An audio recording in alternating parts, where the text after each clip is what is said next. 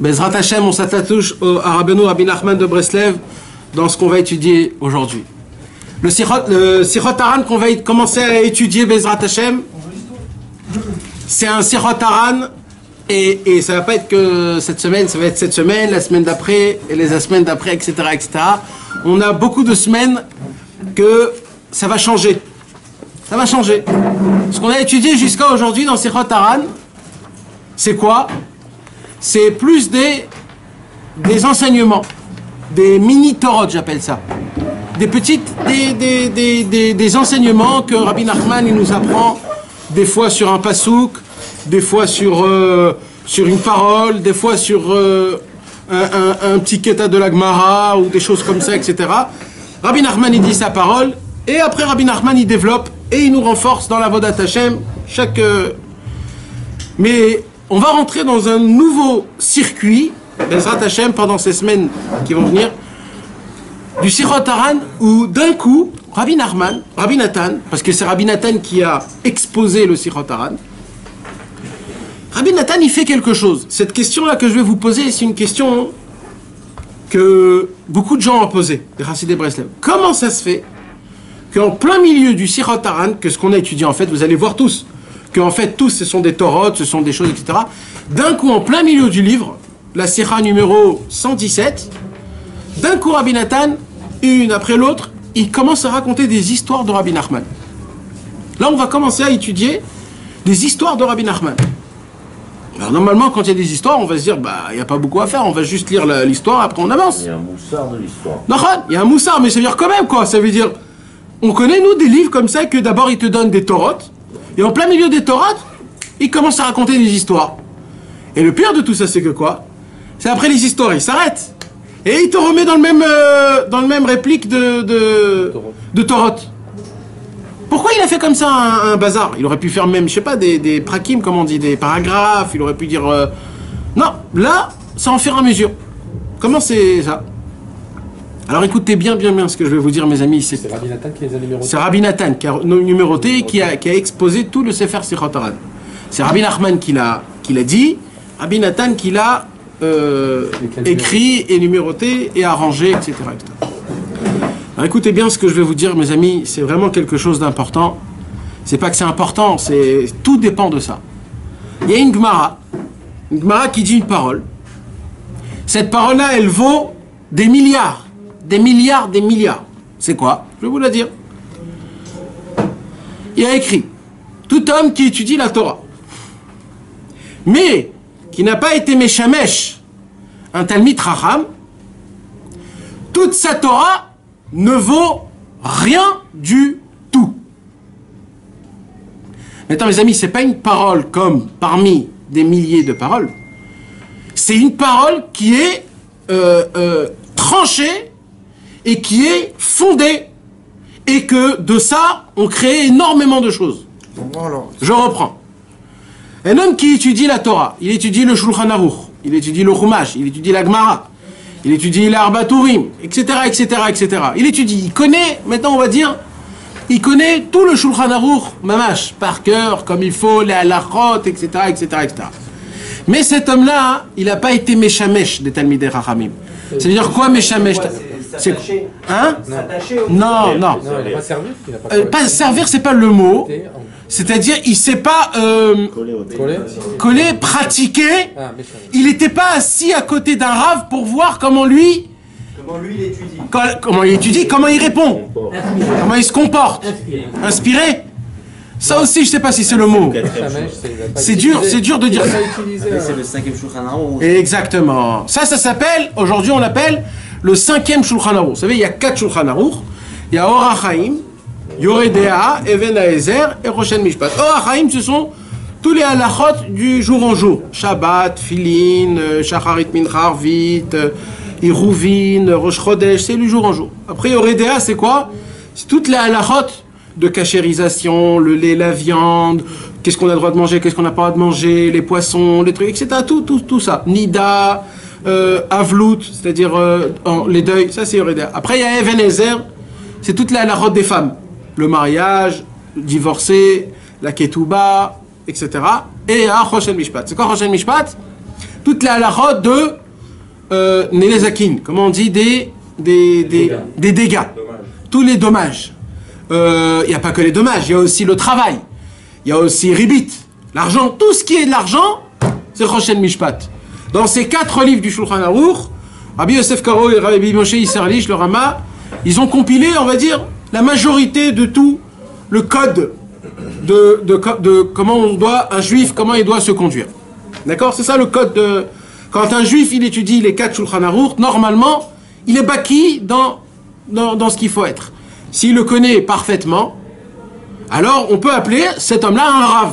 En fait, un Rav, il a juste besoin de connaître les 2 premiers. Orachaim, Yoredea, pas plus que ça. Dès qu'un homme, il étudie Orachaim, Yoredea, il devient Rav. On peut l'appeler Arav.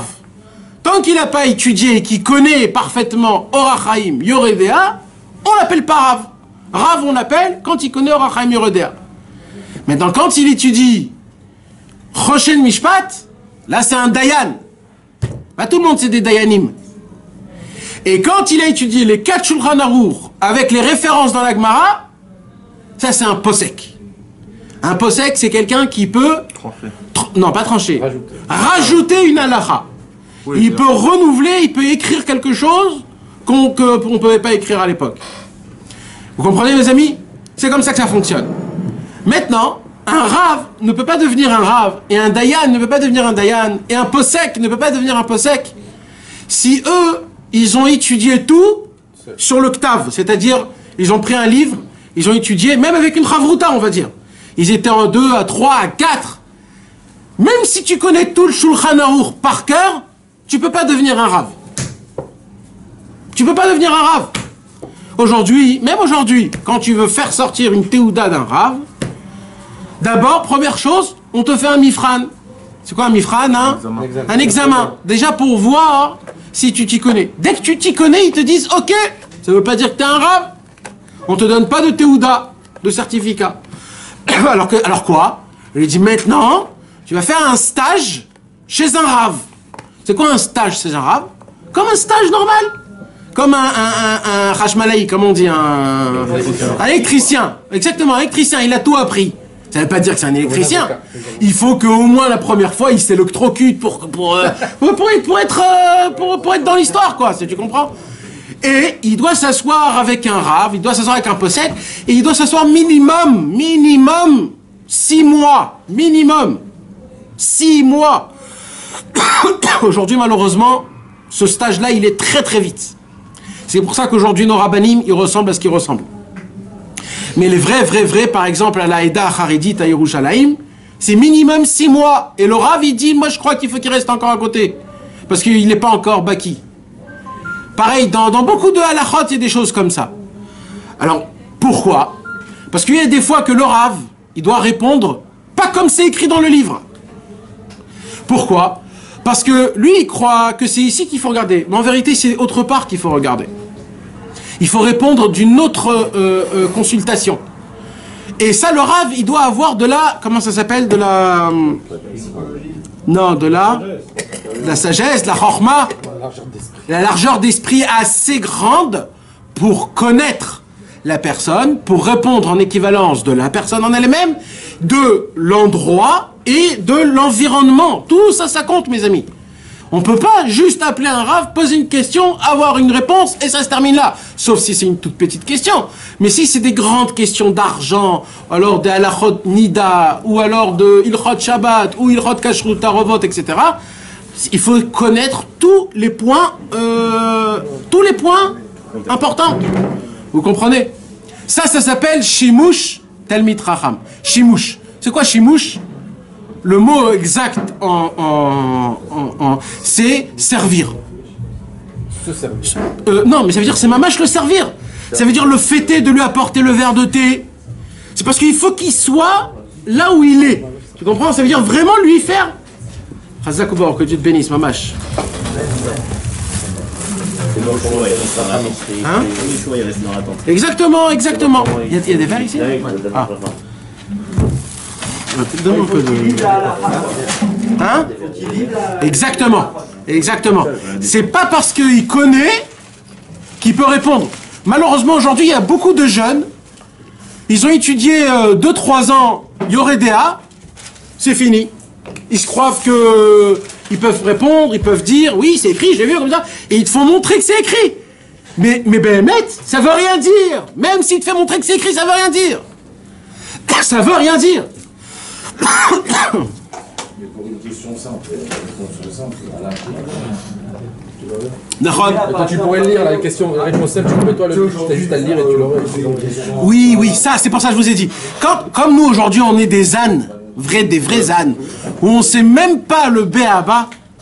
Alors, Béhémet, Baruch Hashem, aujourd'hui, il y a plein de sites où tu poses la question, comme question au Rav, par exemple. Ça, il y a Béhémet, pas de problème. Mais sache que quand tu commences à poser une question un peu plus spéciale, il faut considérer que c'est pas pachout, tu comprends? C'est vraiment pas pachout. Il y a des fois des questions qui sont pas écrites dans le Shulchan Aruch et que toi tu dois le comprendre du Shulchan Aruch la réponse. Tu peux pas toi-même l'inventer la. Et ça c'est très important malheureusement. C'est pour ça il faut chercher un bon rave, pas jeune. Malheureusement c'est bien qu'il y ait des jeunes, mais un rave qui a du vécu, qui l'a répondu assez. Et comme ça on peut avancer. Ça s'appelle Shimush Talmid Racham. Ce même problème, il n'existe pas dans la halakha, il nous apprend Rabbi Nachman. Il nous apprend Rabbi Nachman, ce même problème existe dans l'Avodat Hashem. Dans l'Avodat Hashem aussi, il existe. Tu ne peux pas juste prendre les livres, lire et enseigner ou parler. Tu peux pas. Tu peux pas. Parce que dans Rabbi Nachman, il y a écrit plein de choses. Il y a une fois écrit dans Rabbi Nachman qu'il ne faut pas jeûner. Et il y a écrit dans Rabbi Nachman qu'il faut jeûner. Alors, il y a écrit dans Rabbi Nachman que tout commence par la simcha. Et il y a écrit dans Rabbi Nachman que si tu n'es pas chamour dans le brit, tu ne peux pas être besimcha. Il y a écrit dans Rabbi Nachman que quand tu es pas goum dans le brit, tu ne peux pas comprendre le tzaddik. Et Rabbi Nachman, il te dit que tout le tikkun abrit, c'est quand on est attaché au tzaddik. Alors comment tu fais? Vous croyez que Stam, il a fait ça, Rabbi Nachman? Il a fait ça exprès. Il a fait ça exprès. Vous croyez que c'est à Kol Babayad? Tout celui qui veut, il vient, il prend et c'est fini? Non. Là aussi, il y a Shimush Talmid Racham. Voir comment les chassidim anciens, les tzadikim, les chassidés Breslev, comment ils s'appliquaient. Je vais vous donner un petit exemple. Un petit exemple. Dans Sichot Haran, on a étudié, Rabbi Nachman nous a demandé, il n'a pas demandé, il a dit comme ça. Il a fait une Torah en entière sur le Etrog. Combien le Ham Israël, c'est un peuple qui est énorme, et qu'il est beau, et qu'il est bon, et qu'il est bien. Pourquoi il dit Rabbi Nachman? Il dit, regardez le Etrog. Le Etrog, c'est un citron. Un citron, combien il coûte dehors? Un shekel. Le Etrog, il coûte un shekel. Parce qu'à Sukkot, on a besoin d'un Etrog qui soit parfait. Le Ham Israël, il est prêt à payer 100 et 200 et 300 shekels pour un Etrog. Pour une semaine, sans le manger, sans rien, juste pour faire la mitzvah, la bracha. Ils disent qu'on voit où il y a aussi un peuple aussi bon, comme le Ham Israël, qui est prêt à payer des 100, 200 fois le prix pour la mitzvah. Et il dit, et j'adore ce peuple qui est prêt à donner autant d'argent pour le Etrog. Avec un kiff en plus. Exactement. C'est un kiff avec... Tu le regardes tout le temps tellement que t'es... C'est un kiff de payer. Exactement. Maintenant, vous apprenez là de quoi, par exemple, maintenant? Vous apprenez quoi, là? On a appris que quoi? Maintenant que tu connais cette sikha, qu'est-ce que tu apprends? Qu'il faut s'inspirer de la vie des tzadikim. Non, là, ce que je viens de dire de la sikha du Sichot Haran, qu'est-ce que tu apprends? Maintenant que je vous ai appris ça? Pour les anciens. Non, la sikha du Sichot Haran, toute simple. Quoi, sur les trucs? Sur le Etrog. Ah, c'est pas Qu'est-ce que j'apprends? De 200 balles. Voilà, quand Sukkot viendra, je sais que dès maintenant, je me casse pas la tête et je prends le Etrog le plus beau et le plus sympathique. Mais tu m'as dit que ça va comme il se fait. Voilà. dit le premier qui D'un coup. Donc c'est ça que j'ai compris, Nachon. Maintenant, je regarde Rabbi Israël dans vos desserts, qu'on peut l'appeler, on va dire, une des personnes qui sait c'est quoi mettre le date de Rabbi Nachman. Et qu'est-ce qu'il nous dit, Rabbi Israël? Il nous dit, le vrai travail à faire, c'est de prier énormément d'avoir un étrog. Un beau étrog. Et après que tu as prié, achète le premier que tu vois. Kacher Vezol. Comme ça, il a dit. Kacher Vezol. Ça veut dire kacher et pas cher. Maintenant, tu dis, mais attends, il y a un problème là. Et il nous dit l'inverse de ce que Rabbeinu il nous l'a dit. Il n'y a pas de jaune, vert. Alors, comment ça fonctionne, ça? Mais là, qu'est-ce que tu apprends? Le chimouche. C'est quoi le chimouche? C'est que Rabbi Israël, il savait c'était quoi mettre l'intention de Rabbi Nachman de Breslev. Et on voit que c'était pas que Rabbi Israël. Tous les anciens Chassidés Breslev, ils faisaient comme ça. Tout l'essentiel, c'était quoi? Parce que nous, on croit qu'on a de l'oseille, on va se faire un kiff, on va s'acheter le meilleur. Et le pauvre, qui n'a pas de quoi s'acheter. Parce que lui, il n'a pas d'argent, il n'aura pas un bon étrog. Alors c'est ça qu'il nous dit Rabbeinu en fait. En fait, il nous apprend Rabbeinu en fait d'avoir de l'oseille en fait. Alors Rabbi Israël, il a dit, mais vous avez rien compris, vous. En fait, qu'est-ce qu'il voulait, Rabbeinu? Il voulait que toi, tu pries, parce qu'il a dit qu'à Rosh Hashanah, quand tu fais une belle prière, tu as un bon étrog. Donc en fait, qu'est-ce qu'il voulait, Rabbi Nachman? En fait, il voulait te dire, c'est pas un ordonnement. Je loue le peuple qui est comme ça, mais c'est pas ce que je demande, moi. Moi, ce que je demande, c'est que vous priez énormément, que vous ayez un étrog exceptionnel, et après, ce que Hachem, il t'envoie, et sois content. Et c'est ça ton étrog, et ton étrog, il est caché à la méadrine. Même s'il n'est pas très beau, c'est ton étrog à toi qui t'appartient. Aujourd'hui, il y a un machane des trogim, il y a un chouk des trogim, il y a un chouk d'adassim. Alors aujourd'hui, tu cherches. Peut-être à l'époque, ils avaient trop les trogim qui se battaient en duel, donc c'était normal que Rabbi Israël parle comme ça. Aujourd'hui, tu rentres dans le chouk, tu vois un plus beau que l'autre, donc tu essayes au moins de chercher une belle cave. Alors moi, je dis l'inverse. Moi, je dis, comme aujourd'hui, le chouk, il est tellement énorme, et il est très beau aujourd'hui, le chouk d'aujourd'hui. À l'époque, les étrogim, ils étaient complètement nazes. Aujourd'hui, même si à 20 shekels, t'as un super beau étrog. À l'époque, ils avaient un étrog pour une file en entière. Donc aujourd'hui, donc déjà remercier Hachem que déjà les étrogim, même le kacher zol qu'on va l'acheter, il est le meoudar, sheba meoudar. Tu comprends? Donc en fait, il y a toi et Hachem en fait dans cette histoire. Et il y a plein de choses comme ça qu'on voit que Rabbi Nachman, il disait quelque chose, mais l'intention de Rabbi Nachman, c'était autrement. Mais c'est pas que Rabbi Nachman.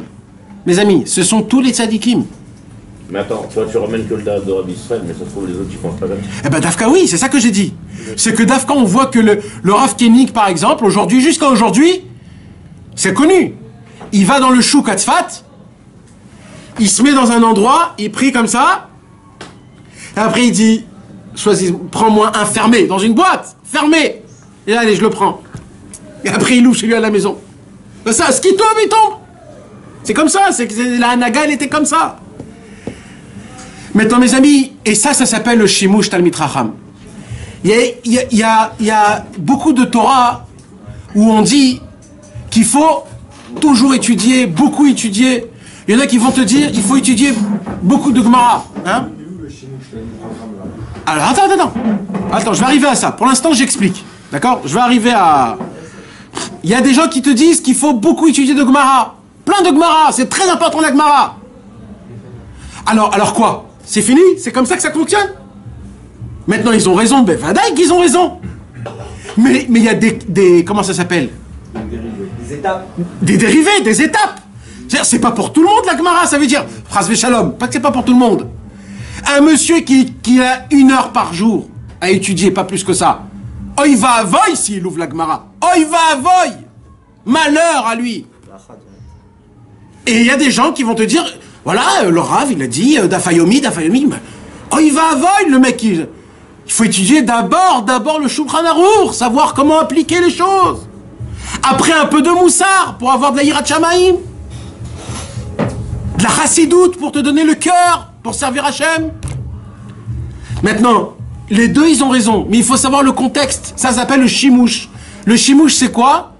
C'est de voir quelqu'un au-dessus de toi, d'essayer d'apprendre, de regarder, de voir les personnes qui viennent, qui posent certaines questions, la façon de comment le Rav y répond à cette personne-là.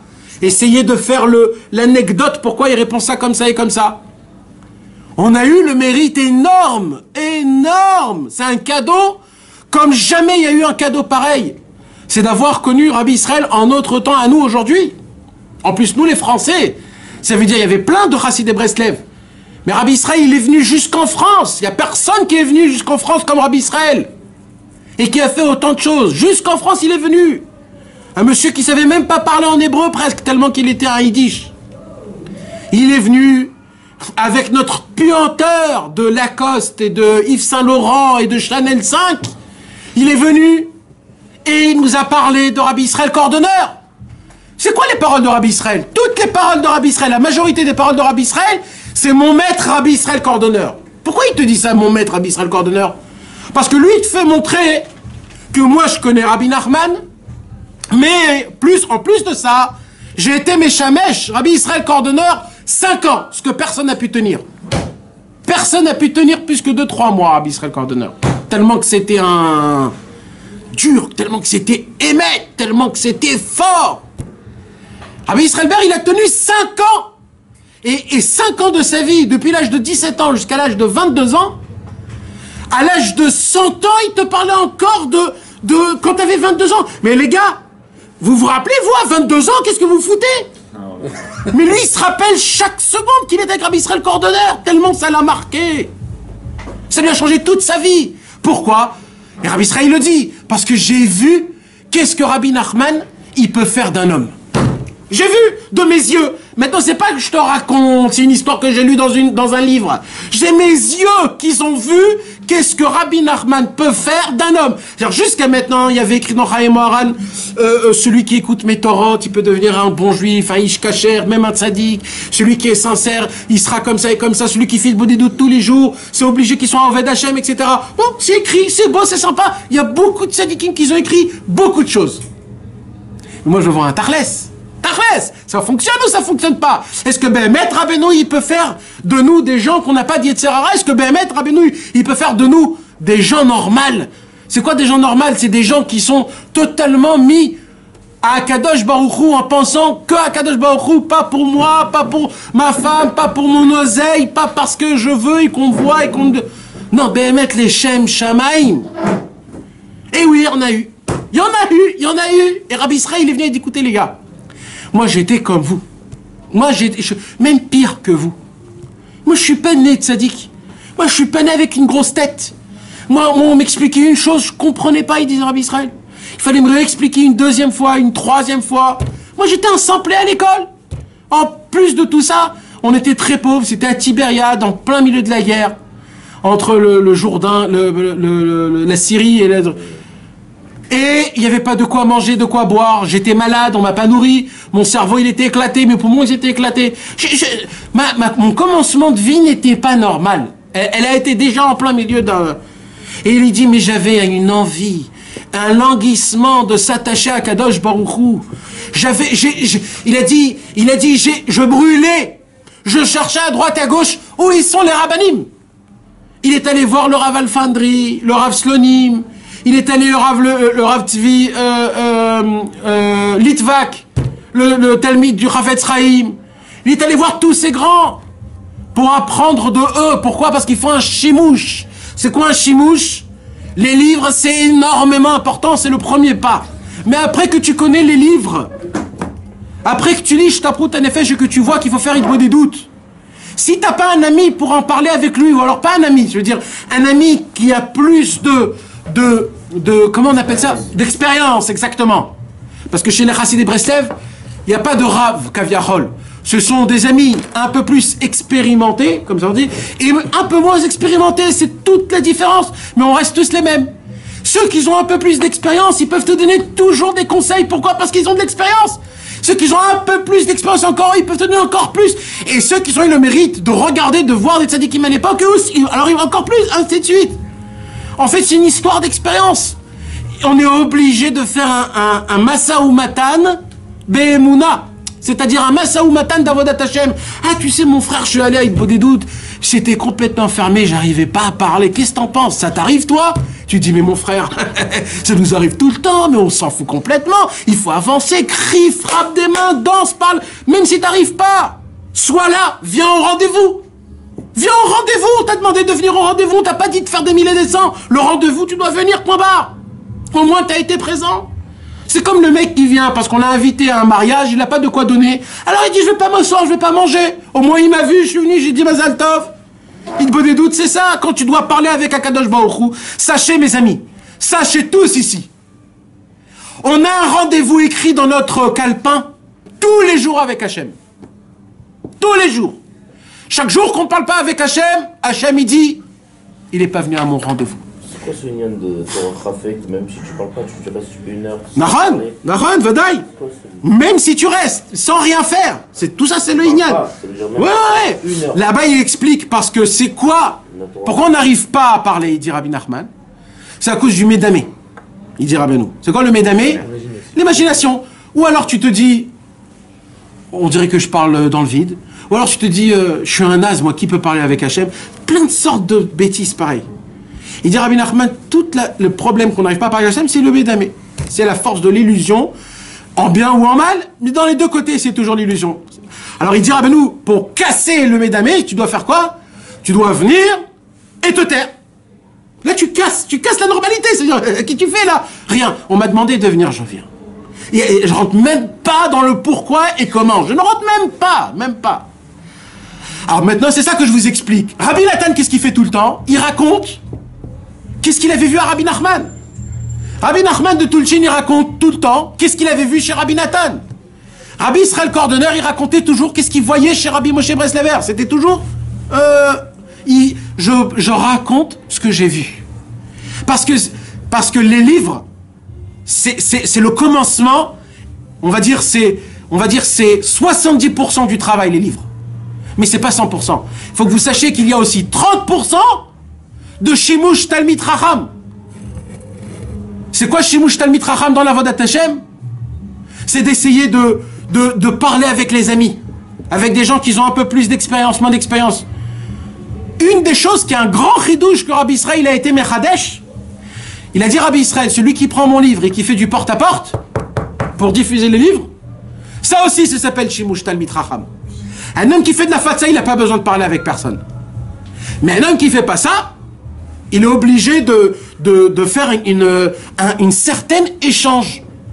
Qu'est-ce que t'en penses? Tu n'aurais pas un petit conseil? Tu connais pas? Dis-moi une petite parole. Peut-être tu as compris quelque chose que j'ai pas compris. Essaye de m'éclaircir sur un point. C'est énormément important, mes amis, d'essayer de parler à des gens qui ont un peu plus d'expérience. Entre amis, toujours entre amis. Pour essayer de s'entraider.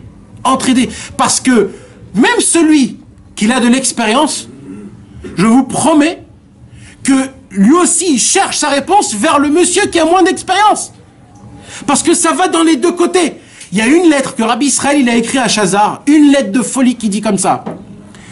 Rabbi Israël, il parle, il dit qui je suis moi qui parle à un premier ministre. Il dit, mais sache Chazar, sache que une gafrour, comment on dit? Une allumette peut allumer un champ en entier. Une allumette, c'est quoi? C'est un tout petit truc en bois, d'accord? Ce tout petit truc en bois, s'il est allumé, tu le jettes là où il faut le jeter dans un bois, c'est le bois en entier qui monte. Il dit donc des fois, moi qui est tout petit, je peux allumer quelque chose de très grand. Donc ça veut dire, même à l'envers, ça veut dire même si maintenant, c'est quelqu'un qui est tout nouveau dans le travail, mais parce qu'il est tout nouveau, alors il est avec un enthousiasme, il a de la ferveur, il est simple, il connaît pas, il fait les choses, même les gens les plus anciens, ils vont se réveiller de eux là. Pourquoi? Parce qu'on est des gens émettes.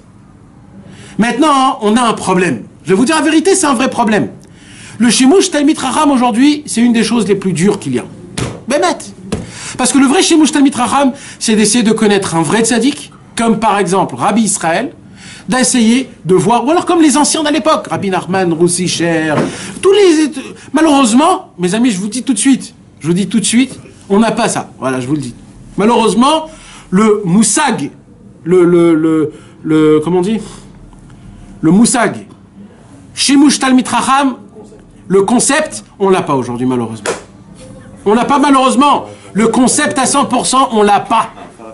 Tu parles chez Breslev. Alors là, Tafka, ouais, je parle Bikar pour l'instant chez Breslev, Nahon. Comme ça, il a dit Rabbi Israël. En fait, je parle avec des gens chaque fois quand je fais la Nahon. Hein? Rav Amos, en tant que quoi? Exemple, quand même. Un exemple de quoi? dans l'étude, dans le recette qu'il fait. Non, mais t'as pas compris. Alors je dois me répéter pour que vous puissiez comprendre. Passe-moi un peu de prière. Il a posé une très bonne question. Malheureusement, les Français... Non, je veux que vous sachiez et que vous compreniez de quoi on parle. Mes amis, c'est très important.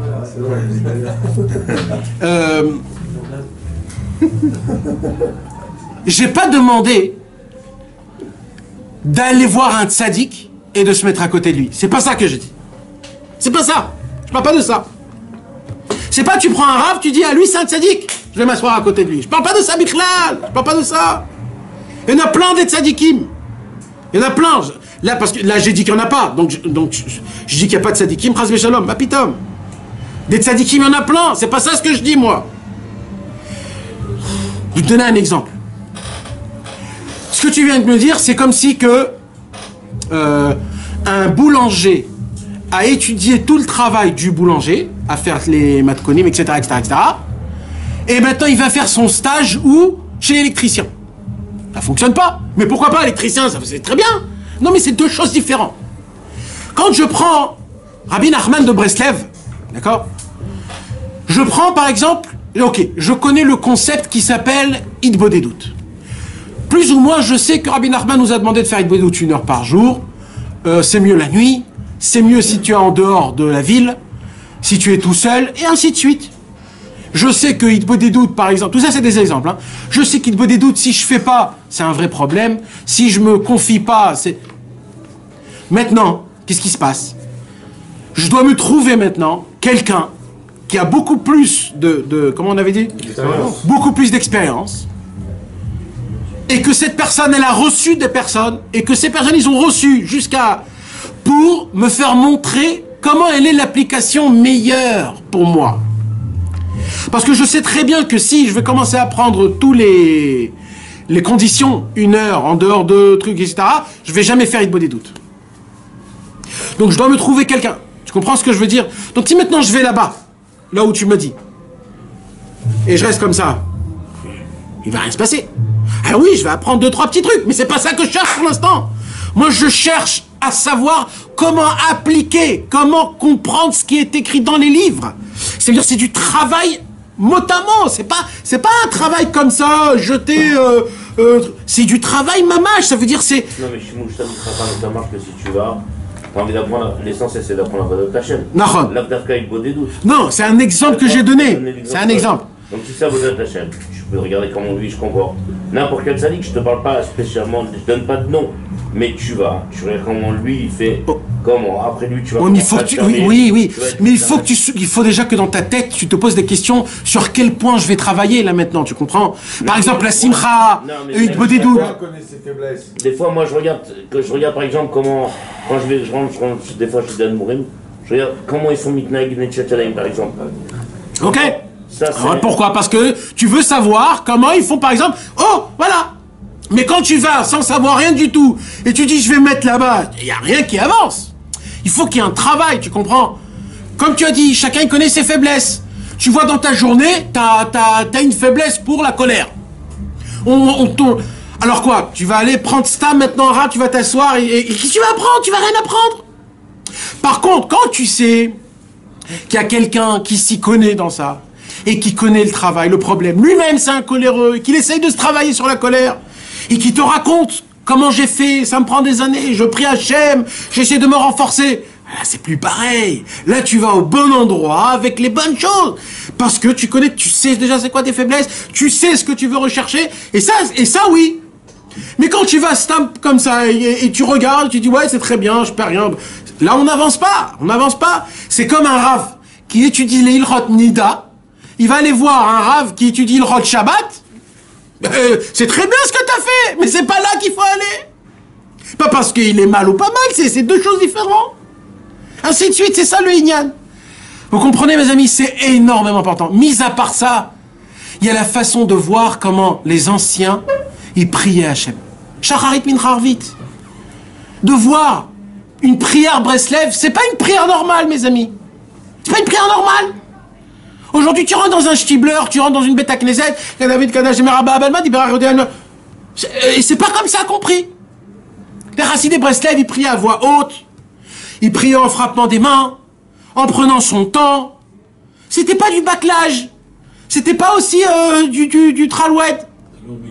Et on allait au mikvé. Rabbeinu, il a pas écrit qu'il fallait au mikvé avant la prière. Mais c'était une anaga de Hassidé Breslev d'y aller avant la prière. Alors c'est pas grave si t'es pas allé, mais il faut savoir c'est quoi les chemins. C'est énormément important parce que ça c'est pas écrit. Ça ils t'ont laissé ce travail le faire tout seul. Ça s'appelle le chipus à tzaddik. Chercher la volonté du tzaddik. C'était quoi le tzaddik? On peut pas tout écrire. Même le Shulchan Aruch il a pas tout écrit. Parce qu'il faut que chacun il a son propre travail. Parce que ce que toi tu dois faire, c'est pas ce que toi tu dois faire. Ce que toi tu dois faire, c'est pas ce que toi tu dois faire. C'est pas parce que lui il a fait ça que toi tu dois faire ça. Chacun il a son monde, chacun il a son travail, et chacun il a son chemin. C'est une malassotte, c'est comme ça. Et c'est pour cela qu'il fallait voir encore une autre chose. Je reviens encore sur ce que tu as dit. Parce que c'est important. Non, mais je ne veux pas du tout, mais on parle de Torah. Et je suis très content que tu aies posé cette question, Béhémet. Je suis très content que tu l'as posée. Parce qu'il faut qu'on pose cette question-là. Je vais expliquer une autre chose. Comment je vais essayer de vous le dire, ça?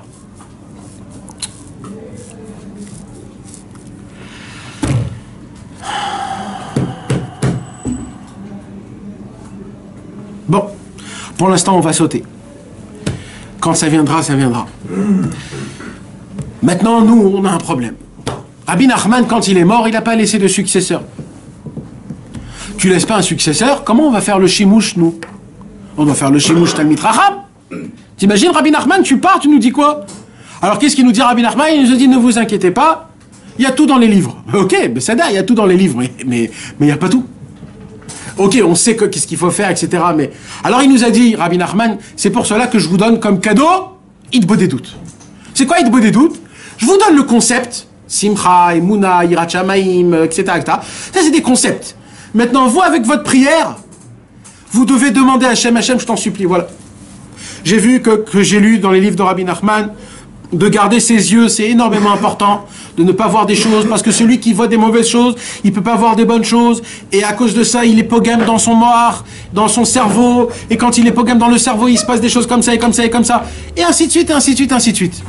Tu dis Hachem, voilà Hachem, moi malheureusement j'ai des tentations, je veux garder mes yeux, voilà, je te dis tout de suite, je veux garder mes yeux, mais je peux pas garder mes yeux, pour l'instant je peux pas les garder, je t'en supplie mon Dieu, donne-moi ce mérite, que je puisse acquérir cette Shmirat Ha'enaim, je t'en supplie à Kadosh Baruch Hu, c'est ça ma volonté. Fais que ça puisse venir sans trop de ribouillard et sans trop de laisser aller. Que je puisse recevoir cette Shmirat Ha'enaim en fur et à mesure de ma vie, de ma fonction, que ça soit pas un poids pour moi, que ça soit pas un poids pour ma famille, que je puisse... Ce genre de prière-là, il fait quoi? Il fait que Kadosh Baruch Hu te donnera ces bonnes choses-là petit à petit, en fur et à mesure. Et ça, tu le reçois directement de Dieu. De Dieu. Ça veut dire Hachem, ça veut dire Rabbeinu, il a fait un travail que personne au monde a fait. C'est quoi? Alors, attends. Alors, on a pas, donc on a ça. Tu comprends? Ça veut dire, Rabbi Nachman, il nous a fait faire montrer qu'on peut acquérir, pas par rapport à mon travail personnel, rien qu'en demandant à Hachem. Rien qu'en demandant à Hachem. Hachem, donne-moi la force de pouvoir de ne pas me mettre en colère. Et si je me mets en colère, je te demande pardon. Ce n'est pas ma volonté. Fais que je puisse recevoir ça sur moi, etc., etc. Tu fais une conversation. Et là, tu le reçois de Dieu directement. Donc, ça, c'est le cadeau que Rabbi Nachman, il nous a dit, voilà, je vous ai pas laissé tout seul. Mais après quoi? Le shimouch, où il est? Daron, le shimouch, comment on fait le shimouch? Alors, il y avait toujours ce qu'on appelle les élèves un peu plus gradés, comme Rabbi Nathan. Rabbi Nathan, c'était pas un admour. Rabbi Nathan, c'était pas le tzaddik, le chassid, c'était pas ça. Rabbi Nathan, c'était l'élève de Rabbi Nachman, le cher élève de Rabbi Nachman. Et tout le monde savait, vous savez qu'il y avait des tzaddikim qui étaient plus grands que Rabbi Nathan. Plus grands. Mais même eux, ils savaient que le date de Rabbi Nachman, celui qui veut savoir ce qui est écrit dans les livres, il faut aller chez Rabbi Nathan, même si l'autre il est plus grand. L'autre, il parlait avec Eliyahu Navi. Rabbi Yudel, il parlait avec Eliyahu Navi. Matin au soir, quand il devait demander un conseil d'Avodat Hashem, il allait voir Rabbi Nathan, le petit jeune. Pourquoi? Parce que Rabbi Nathan, il s'est annulé comme personne, il s'est annulé à Rabbi Nachman. Donc, il savait mieux que les autres. Ça ne veut pas dire qu'il... Voilà, il avait le chimouche. Maintenant, après Rabbi Nathan, il y a eu aussi 2-3 élèves comme ça, qui étaient complètement annulés à Rabbi Nathan. Et tous les autres Hassidés de Breslev, ils savaient que quand on a une question, il fallait poser aux 3 personnes qui sont là. Il y avait Rabbi Moshe Breslever, il y avait Rabbi Nachman de Tulchin. Il y avait ces 2 personnes, 3 personnes, toujours. Et quand eux, ils sont morts, pareil, toujours ainsi de suite. Le Icar du Shimouche, c'est quoi, mes amis? Le Icar du Shimouche. Est-ce que c'est possible d'avoir un Shimouche aujourd'hui ou pas? Excuse-moi, c'est ce que j'allais dire grossièrement. Mais aujourd'hui, c'est un peu bazar. Nahan, ben, c'est ce que je suis en train de dire. Tu vas aller voir. Nahan, c'est ce que je suis en train de dire. Bien sur la génération précédente. Aujourd'hui, hein? On dit que Rabbi Nathan, il avait son chimouche avec Rabbi Nachman en s'annulant à Rabbi Nachman. Nahan. Donc son chimouche, c'était Rabbi Nachman. Nahan. Et toi, ton chimouche, il est où? Avec l'élève de Rabbi Nachman. Non. Parce que Rabbi Nathan, lui, il avait... Rabbi Nathan, tu veux dire? Non, mais ça va être... Mais il faut quelqu'un vivant. La vérité, c'est les Khaverim. Mais vivant aujourd'hui, tu trouves pas. Il y a pas. Mais les Khaverim, c'est très dangereux. Ok, mais c'est nous. C'est très dangereux. Tu peux très fin, finement. nous, on a Rabbi Nathan Mais non, non, c'est très important. Il faut pas faire des bêtises, même. C'est quoi qui peut remplacer un petit peu le chimouche, mes amis? Non. Les histoires. Les histoires, c'est un petit peu, tu remplaces le chimouche. Pourquoi? Parce que tu as Mais bien sûr, les histoires de comment ils se sont comportés. Tu vois que Rabbi Nachman, il faisait comme ça et comme ça et comme ça, il allait à droite, à gauche, etc. Donc tu vois qu'il y avait... Tu lis les histoires, tu vois le comportement, tu dis « Ah !» Hein? Par exemple, Rabbi Israël, il a dit sur le Yemé Moharanat, chaque mot, c'est un puits. Kol Mila Ze Ma'ayan. Tellement il est important le Yemé Moharanat. Tellement. Parce que vous savez pas. Ouais! En français qui vient de sortir, c'est une bombe. Voilà. Bon, moi j'arrive pas à enlever les yeux dans la rue quand même. Il est très très bon. Mais vous voyez pas encore les finesses que Rabbi Nathan il écrit dans le Yemé Moharanat. Rabbi Nathan il écrit dans le Yemé Moharanat, il écrit là-bas. Il écrit des choses que ça peut nous apprendre comme on peut même pas s'imaginer. Maintenant, pourquoi d'entendre des histoires de Rabbi Israël, c'est aussi important? Parce que tout Rabbi Israël, c'était le chimouche. Comment il faut faire comme ça? Par quel livre on commence? Comment on fait d'une certaine façon comme ça? Chez quel rav il faut aller entendre la halakha? C'était toutes les questions qu'on posait à Rabbi Israël, c'était quoi? C'était des questions de chimouche. Comment se conduire? Comment se comporter? Comment faire dans ce cas-là? Etc., etc. Mais, quand tu as pas ça, tu as les histoires. Mes amis, je vais vous dire maintenant comment c'est beau Rabbi Nathan. Rabbi Nathan, il a dit, je vais vous écrire le Sichot Haran. Mais vous croyez que vous allez faire quoi avec le Sichot Haran? Alors 117 Sichot, je vais vous les écrire. Mais en plein milieu du livre, je vais vous raconter des histoires de Rabbeinu.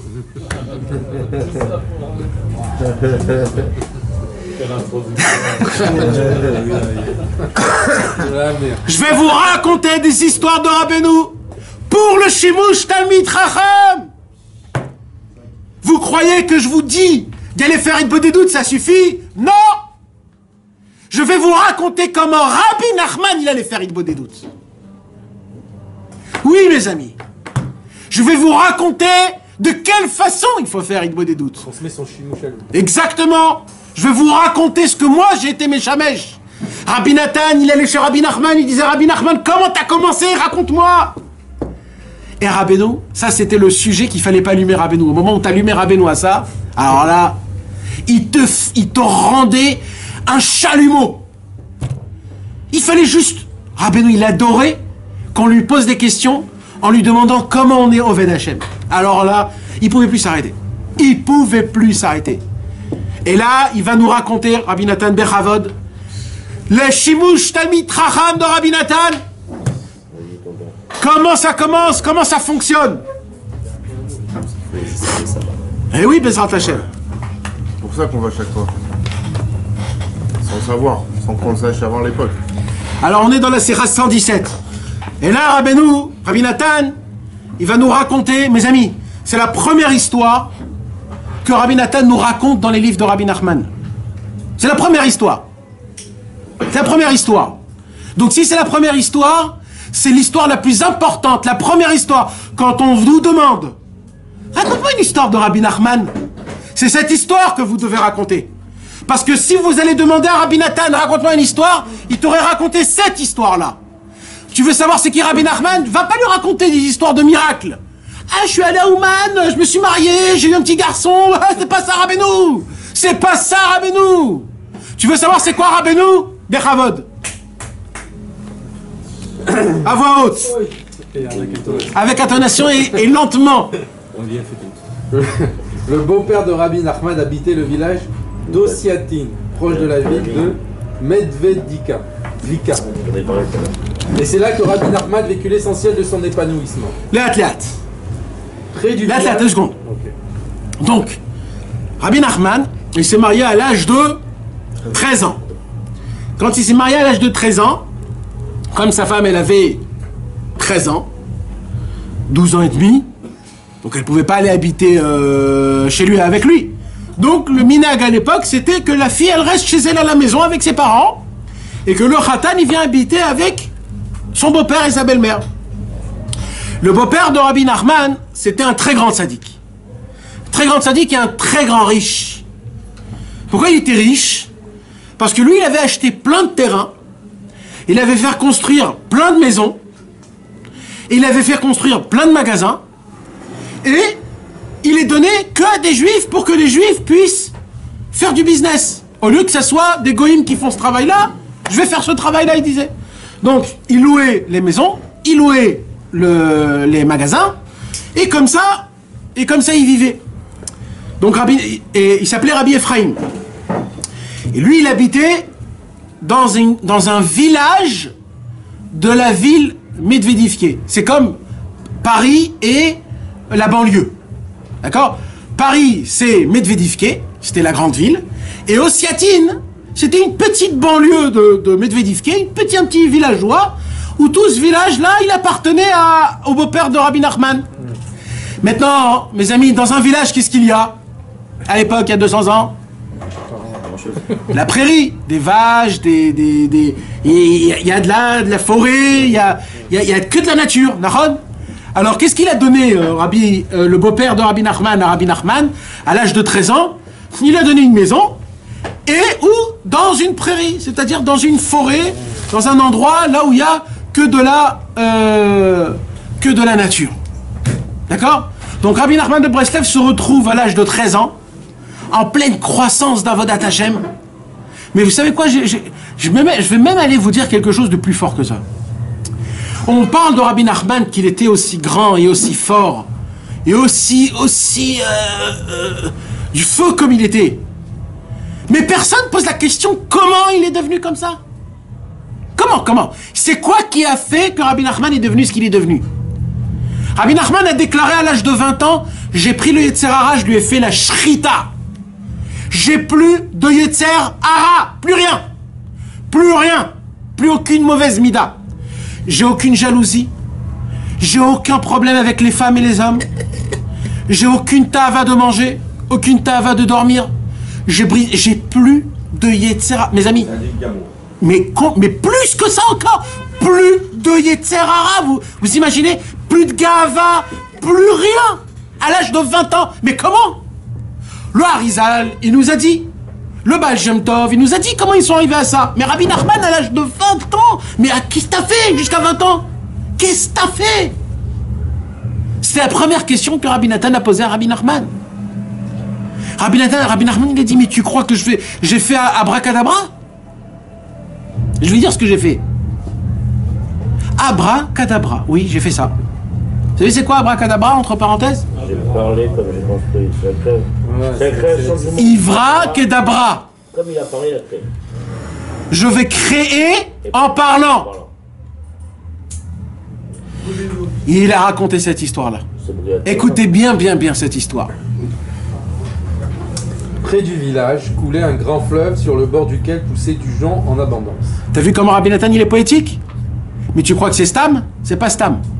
Parce que dans le Shimouch Talmid Raham, il faut que tu t'imagines la photo. Il faut que tu te fasses ce film. Près du village, il dit Rabbi Nathan, il y avait un fleuve énorme. Maintenant, c'était pas Stam un fleuve. C'était les fleuves exactement comme il y a à Ouman dans le Tachlir. Il y avait des bambous qui grandissaient. Comment ça s'appelle du Dijon. Du jonc. Ça veut dire qu'on voyait pas l'eau. Parce qu'il y avait plein d'herbes qui poussaient. Tu comprends? C'était de l'herbe qui poussait. Donc tu voyais pas le... Maintenant, les herbes, ils étaient très grandes. C'était des pics. Des épilles. Des épilles qui grandissaient. Donc on pouvait rentrer et personne ne te voyait. Alors qu'est-ce qu'il faisait Rabbi Nachman à l'âge de 13 ans? Notre maître avait l'habitude de se rendre près du fleuve et lui arrivait parfois de monter sur une petite barque pour y naviguer. Voilà, à l'âge de 13 ans, Rabbi Nachman, il prenait une barque. Vous voulez savoir c'est qui Rabbi Nachman? Eh bien, Rabbi Nachman, c'est le genre de personne qui prend une barque, il navigue, il rentre dans le fleuve, et là-bas, qu'est-ce qu'il fait? Bien que sachant à peine conduire une embarcation, il arrivait quand même à mener la barque jusque derrière les roseaux, là où il échappait au regard de tous. Voilà. Il était tout seul. Vous savez, mes amis, à l'époque, au début, on faisait ça à chaque fois qu'on voyageait à Ouman. À chaque fois qu'on voyageait à Ouman, on descendait dans le Tachlir en bas. À l'époque, il y avait une barque. Ça coûtait $2 pour une demi-heure. On prenait la barque et on allait mamache. Parce que là-bas, il y a des vrais pays où tu te casses. Et vous savez, mes amis, tant que tu le fais pas, tu comprends pas. Au moment où tu es dans la barque russe, bien sûr, avec des trous, tu ne sais pas s'il y a de l'eau qui rentre, et tu te mets derrière dans les pies, je vous promets, mes amis, tant que vous ne l'avez pas fait, vous ne savez pas de quoi je parle. Quand tu es entouré de joncs, tu es tout seul avec de l'eau, c'est pas pareil. Tu lèves tes yeux au ciel, c'est pas pareil. T'es seul au monde. T'es seul au monde. Tu bouges, tu sais que tu vas tomber chaque instant, tu sais pas ce qui se passe. Comme Moshe Rabbeinu. C'est pas Stam que il raconte ça. Il a fait le travail de Moshe Rabbeinu. Continue. Donc là où il échappait au regard de tous. Et à cet endroit, il se consacrait à Dieu, passant son temps à prier et à s'isoler. Je te pose une question. Il aurait pas pu faire comme tout le monde. Prendre un bête à midrash, s'asseoir et là-bas, pourquoi se casser la tête? Pourquoi tu dois faire toujours tout au contraire? Il n'aurait pas pu. Oh là, c'est quoi cette musique de fou là? Mais dis-moi, il a 24 heures dans la journée, ça c'était la nuit, non? Non, là, il était tout jeune, à peine il découvre, c'est quoi tout? C'est quoi Avodat Hashem? Qu'est-ce qu'il y a? Non, ce que je comprends pas, c'est que déjà à 6 ans, il a fait... À 6 ans, c'était un lamdan. Voilà, lamdan, d'accord, déjà, donc bon, qu'est-ce qu'il avait à faire? Nahon. Une fois qu'il connaît tout, alors le soir, après il fait une bonne doute. Ouais, n'exagère pas. À 6 ans, ouais, il était dedans. Depuis à 6 ans, il avait des périodes gelées du mikvé. Alors, sachez, ils le font pas. Regardez comment il faut apprendre de l'histoire des choses. Regarde comment il faut apprendre, Yaakov. C'est de ça que je parlais sur Yemémor Anat. Là, tu lis, tu dis, il n'y a rien de spécial. Regardez comment on étudie une histoire. Rabbeinu, au début de son Avodat Hashem, c'était un homme qui se cachait. Il racontait rien à personne. Pire que ça. Il te faisait faire croire. Rabbi Nachman, au début, il faisait montrer à tout le monde que c'était un Amaharetz Gamour. C'était un homme qui connaissait rien, qui connaît aucune parole de Torah. Donc il a dit, je vais faire montrer à tout le monde, je vais faire de la barque. J'ai 13 ans, j'ai rien à faire. Je vais faire de la barque. Tout le monde croyait qu'il allait faire de la barque. 2 minutes, excuse-moi. Il a grandi dans la maison du Baal Shem Tov. L'homme est chané. Il parlait avec des tzadikim que même... On n'est même pas leur ongle. Un jour, on raconte une histoire. Comment tu veux dire que Rabbi Nachman n'a rien appris de cette tzadikim? Alors je te raconte un jour, écoute, un jour... Ils croyaient, les gens un jour, Mais tu peux pas croire, t'as grandi dans la maison du Baal Shem Tov. écoute, David, écoute, un jour, le beau-père de Rabbi Nachman, il s'assoit avec Rabbi Nachman, il dit, je t'en supplie, Rabbi Nachman, au moins une demi-heure par jour étudie. Alors il dit, ok. Alors il raconte. Alors il a appris, il a étudié dans ma Sechet Baba Kama, Perekret. À quel évêque dit chez Kavtsou Merosh Agag. Et lui il dit, à quel évêque dit chez Kavtsou marche. Marche c'est quoi? C'était une danse. Il a dit, ah, le Kélev et le Gdi, ils font de la danse. Comme ça, il dit Rabbi Nachman. Oh, son beau-père, il dit, mais, à qui d'écart? Ça veut dire, t'es aussi un imbécile, aussi. Ah, tu sais quoi? Va. Au moins, voilà, va faire de la barque. Un jour, un élève du Baal Shem Tov est venu. Il s'est plaint, il dit, tu t'imagines?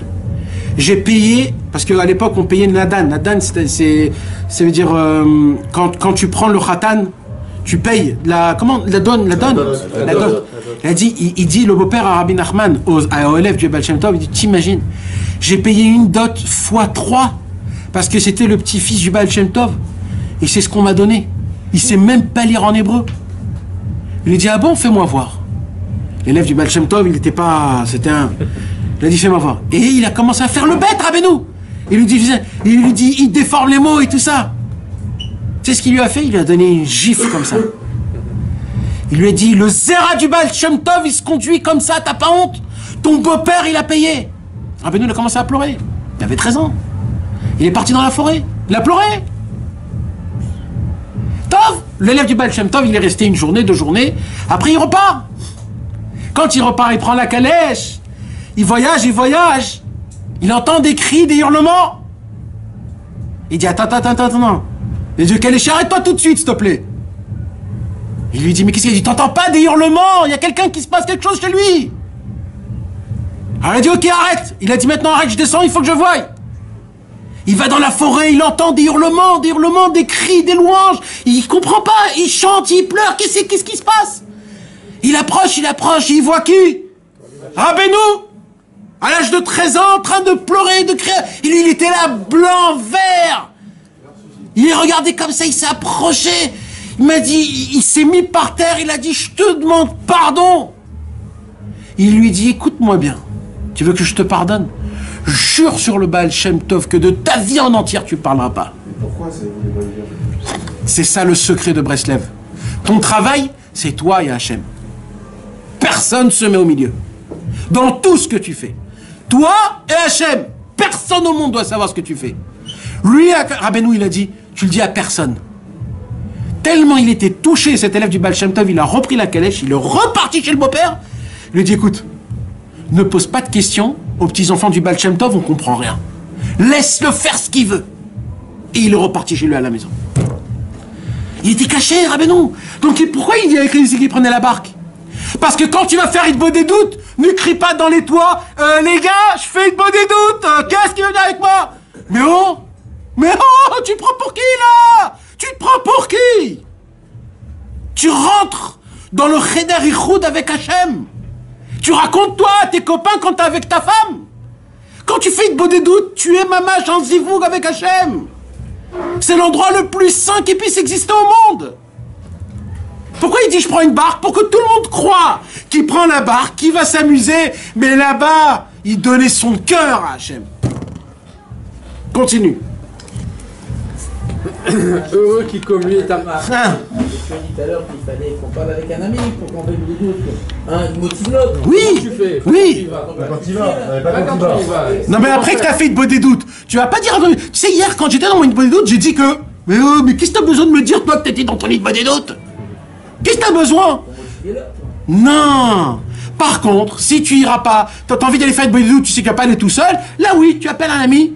Tu dis, frère, tu veux pas qu'on se barre faire une bonne des doutes? Oui, mais pas après. J'ai été hier, j'ai fait des gens qui racontent à droite à gauche leur truc. Mais mais fermez vos bouches.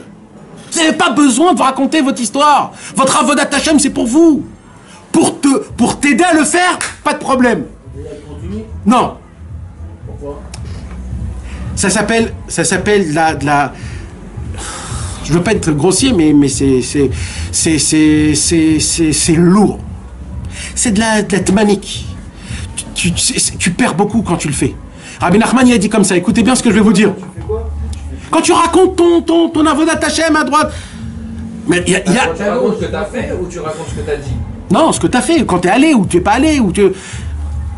Vous comprenez pas ce que je veux dire là, mes amis? Non, parce que Béhémet, là, il faut que je répète, parce que si vous n'avez pas compris, il faut que vous me le dites. Je raconte pas que tu dis à Dieu, c'est Dieu et toi. Non, tu dois pas dire que tu as fait Hitbo des doutes. Pourquoi tu. À quoi. À où ça t'avance? Alors, les gars, comment? Explique-moi, vas-y. Moi je peux dire. Explique-moi. Le mec il dit j'arrivais pas à parler. Non.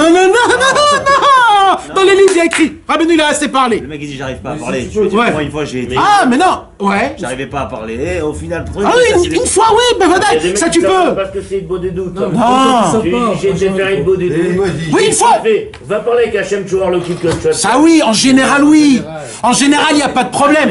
Mais pas, tu sais, hier soir, à Hatzot, ouais, t'es minuit et demi, hein. J'étais dans la forêt au fond, il y avait des loups de folie. Et quand j'ai...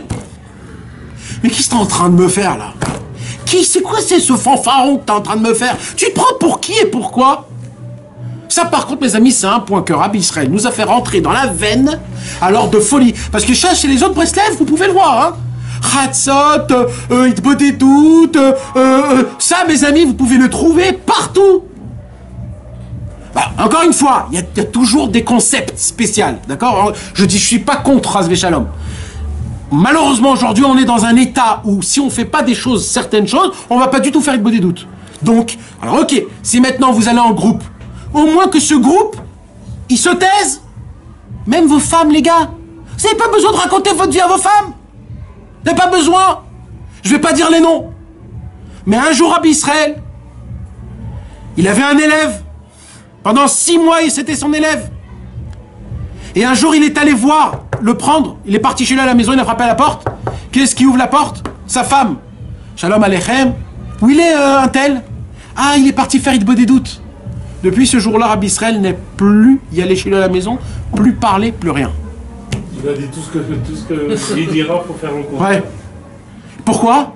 Parce que le mec, il se racontait à sa meuf, waouh, les lumières, mais oh, sois un homme! Sois un homme! De vis-à-vis Hachem, pas vis-à-vis des trucs. Qu'est-ce que t'es en train de te faire? T'es en train de te faire quoi? De la pommade sur toi-même? On est des riens, nous, on est rien du tout. On a de la avodat Hachem. On n'a pas le temps pour se mettre des galons, on n'a pas le temps. Les galons, c'est entre copains, entre amis, on doit se renforcer. Donc s'il y a une équipe, par exemple, qui doit y aller faire Hitbo des doutes, au moins que l'équipe eux-mêmes se taisent vis-à-vis des autres. Vous comprenez ce que je suis en train de dire? Mais l'histoire, c'est quoi? Se renforcer, comment on fait ça? On se renforce, c'est pas nous la gamme que tu disais. Si. On va crier dans les toits, on va crier à des gens qui sont pas comme nous. Hein. J'ai une question très pratique. Hein? Oui, ça oui. Quand c'est général, il n'y a pas de problème. Quand c'est personnel, c'est un problème. J'ai une question très pratique. Le soir, je sors et je dis quoi à ma femme? Je vais dans un cours de Torah. À minuit. Tu lui ai dit, t'inquiète pas. Il y a quoi de mal de dire à sa femme? Mais non, c'est pas ça. C'est pas quoi de mal. Il n'y a pas de mal à dire à sa femme. Elle le sait, tu vas pas le dire. C'est le fêter de le dire. Tu peux dire à ta femme quand je vais. C'est comme. Nathan, tu peux dire à ta femme quand je sors, me pose pas de questions, je fais des trucs. Oui. Alors, à minuit, le mec, il va sortir dans les bois. Dans les bois, tu vas. Si tu sors pour pas, il va se sort avec le. Ah, ok, il n'y a pas de problème, ouais. Que c'est ça. Oui. Mes amis, Rabbi Israël Ber nous racontait que quand Rabbi Israël Coordonneur, il se levait, il mettait des serviettes autour de ses pieds pour pas que quand il marche, ça fait du bruit et qu'on sait qu'il allait faire Hitbo des doutes, Rabbi Israël Coordonneur. Vous imaginez ça? Tu sais quand elle dort. Pourquoi vous croyez qu'il nous a raconté ça? Pourquoi vous croyez qu'il nous a raconté ça? Pour qu'on dise, waouh, Rabbi Israël Coordonneur, waouh, non! Pour qu'on apprend. Rabbi Israël, il allait à pied avec Rabbi Israël Coordonneur tous les lundis et les jeudis de Tibériade jusqu'à Méron. Et il parlait d'Avodat Hashem. Et il disait, Rabbi Israël, d'un coup, je me retourne, il n'y a personne. Il dit, mais où il est? Je lui parlais un instant. Il le cherchait, le voyant faire Hitbo des doutes. Il dit, mais tu peux pas me dire, je me perdais dans le chemin. Il dit, mais moi je dis rien, moi. Je te dois rien. Moi je parle avec Hachem. Moi je parle avec Hachem. Mes amis, c'est ça, un vrai, un chayal. Un chayal amiti. Fais pas ton tmanik. Les galons, tu vas les recevoir après 120 ans. Dans ce monde-ci, n'attends rien de ce monde-ci. Personne ne doit savoir que tu fais une bonne doute. Sauf encore une fois, quand, par exemple, tu veux raconter un homme qui est plus, comment on appelle? Plus expérimenté. Plus expérimenté, pour donner des conseils, pour savoir comment faire. C'est une autre histoire. On peut aller avec sa femme? Non. Et les femmes, elles font pas une bonne doute, hein. Si, pourquoi pas? Oui. Non, pourquoi pas, vraiment? Non. Mais pas dans la forêt toute seule, les femmes, quand même. Non, pas dans la forêt. Bon, les deux seraient capables de se casser la tête. Parce que c'est l'isolement total. C'est l'isolement total. Vas-y, rentre dans la maison, on va la voir. C'est le vrai toi. Quand t'es à côté d'une meuf, tu es la personne que tu veux ressembler à ce que tu veux être, Brad Pitt, et t'es pas toi-même. Avec Hachem, tu dois être tout nu, frère. Tout nu. Toi, tout seul. Pas en te faisant une certaine... Personnage. Alors viens, on continue comment Rabbeinu, on est en plein milieu du mystère. 13 ans. Heureux qui, comme lui, est arrivé à un aussi haut degré de sainteté grâce à cette pratique, comme il ressort clairement de ses saints livres. Mes amis, ça s'arrête, ça commence, et ça s'arrête là. Comment Rabbeinu est devenu Rabbeinu?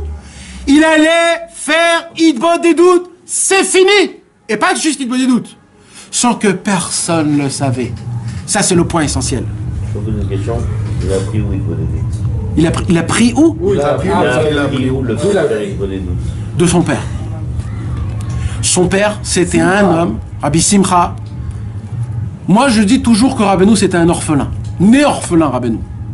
Parce que Rabbi Simcha, lui, c'était pas Idbod des doutes comme nous, que quand tu entends 1 heure, tu dis « Ah, 1 heure, qu'est-ce que je vais dire 1 heure ?»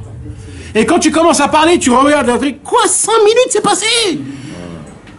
Rabbi Simcha, quand il allait faire Idbod des doutes, il s'oubliait pendant des semaines. Il oubliait qu'il était marié, mamache, hein. Il oubliait il avait des enfants, jusqu'à qu'il se perdait dans la forêt. Et au moment où il se réveillait, il se disait, mais où je suis?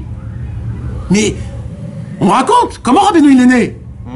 Comment Rabbeinu il est né? Il était pas là, lui. Il y avait la tvila de la maman de Rabbi Nachman, Fégé. Maintenant, il y a une halakha, qu'une femme ne va pas se tremper au mikvé si son mari n'est pas dans la ville. Elle ne va pas se tremper si son mari n'est pas là. Elle va se tremper que quand son mari est là. Et comme ça faisait déjà 1 semaine, 2 semaines que Rabbi Simcha était parti, et là, le temps du mikvé est venu, elle s'est dit, qu'est-ce que je fais? Je vais au mikvé ou je vais pas au mikvé? Alors elle va chez sa maman. C'est qui sa maman? La fille du Baal Shem Tov, Odel. Et elle dit, maman, qu'est-ce que je fais? Je dois aller au mikvé. Je vais au mikvé ou je vais pas au mikvé? Alors il lui dit, ça fait combien de temps qu'il est parti? Mais ça fait 2 semaines. Ça fait 2... Et où il est parti? Eh bien, elle dit, maman, j'ai l'habitude, il part et il revient pas. Il revient, quand il revient, je sais pas, lui-même il sait pas, il part dans la forêt. Il part dans la forêt et il sait pas quand il s'oublie, il oublie complètement tout, il est attaché à Hashem Yitbarach, il parle à Akadosh Baruch Hu, il est plus dans ce monde. Alors il dit, si c'est ça, quelque chose de mal ne peut pas t'arriver. Va te tremper au mikvé. Je vais te donner des kavanot, des noms de Dieu. Quand tu es sous le mikvé, tu les penses et tu auras une vision. La vision que tu auras, tu me l'as dit. C'est un Erev Shabbat. Elle est allée à Erev Shabbat. Elle s'est trempée au mikvé. Elle fait les kavanot. Elle voit pas. Elle dit, j'ai rien vu. Elle lui dit, je vais te donner des kavanot avant de faire le pain de Shabbat. Quand tu vas faire la challah, tu vas faire des kavanot et... Béhémet, qu'est-ce qui s'est passé? Elle a rien vu. Elle a rien vu. Elle était tellement peinée qu'elle s'est allongée dans son lit et elle a commencé à rêver un rêve. Une longue histoire, je ne vais pas rentrer dans l'histoire. D'un coup, Rabbi Simcha, Erev Shabbat, il se réveille de là où il était. Non, raconte-la. Ouais, c'est vrai, tu peux pas la battre. C'est la fille. Alors l'histoire, c'est que la pauvre Fégé, elle s'endort. Et elle monte, elle voit qu'on la prend. Elle est accompagnée surtout Elle est accompagnée par des anges. Mais elle n'est pas par les marottes. Ah mais, pas maintenant. D'abord, elle monte, toute seule, elle monte. Elle monte dans le ciel. Et elle dit, je commence à passer des très grandes sadikim. Des très très grandes sadikim. Je les dépasse, ça monte. Il dit, jusqu'à que j'arrive aux 7 bergers, Avraham, Yitzhak et Yaakov. Et ils m'accompagnent tous. Après, il y a les mamans, Sarah, Rivka, Rachel, Léa. Ils m'accompagnent tous. Et ils me font monter, jusqu'à que j'arrive dans un endroit avec une lumière énorme, très très beau, qui m'aveugle la vue. Et je lui dis, mais c'est quoi cet endroit? On lui dit, là, c'est le Baal Shem Tov. C'est ton grand-père. Elle dit, quoi? Il était aussi grand? Oui, mais toi tu dois encore plus monter. Ils lui font monter encore plus haut. Elle dit, je peux pas tenir. Elle lui fait monter encore plus haut. Et là, elle descend une lumière encore 10 fois plus grande. Et on dit, mais c'est quoi cette lumière? Elle dit, cette lumière, on veut te le donner ce soir. Ce soir, on va te la donner, cette lumière, cette Neshama-là. Donc, dès qu'elle s'est réveillée, elle savait que son mari devait venir. Puisqu'il devait faire la mitzvah le soir même. Et même Rabbi Simcha, qu'il était à des kilomètres perdus, je ne sais pas où, dans une forêt, il se réveille d'un coup, il se dit, oulala, je suis marié, j'ai des enfants, j'habite, mais comment je reviens chez moi à la maison, je ne sais pas comment revenir. Et il commence à marcher jusqu'à qu'il voit très loin une maison avec une petite lumière. Il arrive là-bas, il voit que c'était un très très grand tzaddik, Rabbi Yitzhak Drovitch. Il était en train de mourir, il a dit, je t'ai attendu. Il a dit, tu m'as attendu? Il dit, oui. Parce que je peux pas mourir tant que tu n'amènes pas la Neshama de ce soir. C'est moi le tzaddik de la génération. Et le monde ne peut pas tenir tant qu'il n'y a pas un tzaddik qui prend la relève. Maintenant que je t'ai vu, je peux mourir. Et il est mort. Rabbi Yitzhak Midrovitch, le père du Maguid de Zlotchov. Rabbi Yechiel Michael Mizlotchov. Et... Ça veut dire qu'il n'a pas passé le flambeau à son fils. Non. Pour lui, c'est comme ça qu'il a fait. Et Rabbi Simcha, il marchait, jusqu'à qu'il est arrivé il n'en pouvait plus, c'était presque Erev Shabbat, il s'est assis dans un tronc d'arbre. Il s'est assis, lui aussi, il s'est endormi. Et quand il s'est endormi, il y a quelqu'un qui vient et lui donne un cadeau, un bébé. Il regarde le bébé, il dit, je le veux pas, il est pas beau. Et il le jette. On lui donne un deuxième bébé, il le regarde, il dit, je le veux pas celui-là aussi. Et on a un troisième meilleur, un quatrième meilleur. Et chacun, il veut pas. 5, 6, 7. Il dit, je les veux pas tous. On lui dit, tu sais que ce sont tes enfants. Il dit, je les veux pas. On lui donne un 8e, il regarde, et on lui dit, écoute, il n'y a pas plus haut que ça. Tu prends et tu te tais. Et il s'est réveillé. Et où il s'est réveillé? À côté de chez lui à la maison. Il rentre Erev Shabbat, après que les bougies ont été allumées. Il voit sa femme en train de dormir sur le lit. Et elle lui dit, aujourd'hui c'est la Leil de village, j'ai tellement prié. Il lui dit, je sais. Et cette nuit-là, Rabbeinu, il est né. Cette nuit-là, il a été conçu.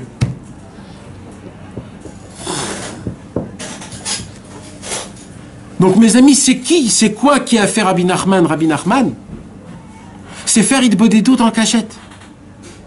Pas d'Afka Hitbodedut. C'est chaque chose que tu fais dans ton Avodat Hashem. Ne va pas faire la fanfare. Mais tu nous parles déjà de la Hitbodedut de Rabbi Nachman. Mais déjà, toute l'histoire que tu viens de raconter, déjà dans elle-même, déjà c'est un miracle. C'est-à-dire que c'était une grande Neshama, ça veut dire que c'est ça le truc. C'est que déjà, dès le départ, déjà il n'était pas rien. Moi je sais pas, mon rêve il s'est pas baladé, il s'est pas attaché à un arbre, il s'est réveillé, il m'a appelé moi, je sais pas.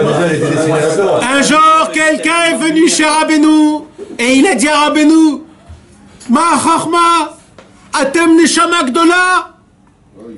Rabbeinu, il a crié, il lui a dit, sors de chez moi.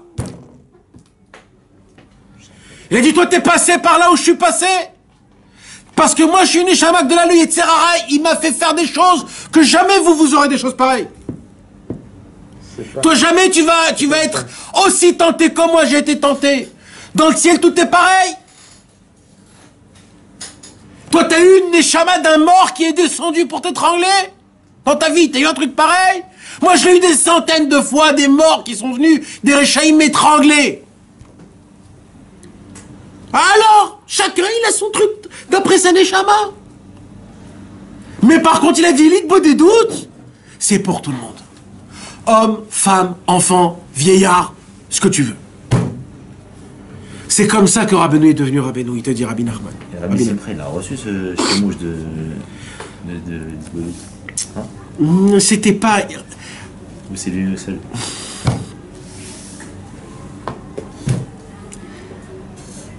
Rabbi Nachman, il n'a pas eu de chimouche. Parce que Rabbi Nachman, c'est lui-même qui a créé le nouveau concept. C'est comme je te dis, Einstein, il n'avait pas besoin d'apprendre que E, M, C, E2. Pourquoi? Parce que c'est lui-même qui l'a construit. Donc maintenant, les gens qui apprennent ça, eux, ils ont besoin de voir Einstein. Mais Simcha, il allait faire une bonne dédouille, justement. Ouais, alors je sais tout, mais sans personne, rien, sans rien du tout. Mais pourquoi je vous ai raconté cette histoire? Il a dit que les tzadikim, il faisait ça. Oui, mais chacun, il faisait comme il faisait. Voilà, ça, il descendait. Un, il faisait dans son lit, un, il faisait dans la Ezrat Nashim. Il ne racontait pas non plus. Son père un peu pour les bonnes Non, en général, tout le monde savait qu'il fallait parler avec Hachem, mais il n'y avait pas de concept, comment, tu comprends? Chacun, il faisait comme... Mais Rabbeinu, Nachan, il avait vu que son père, il allait s'évader complètement avec Hachem. Nachan, c'est vrai. Le premier qui a fait une doute, c'est Abraham. Nachan, c'est notre paracha de notre semaine. La semaine. Nachan, Lech Lecha. Va dans la forêt. Va dans la forêt. Ça veut dire casse-toi.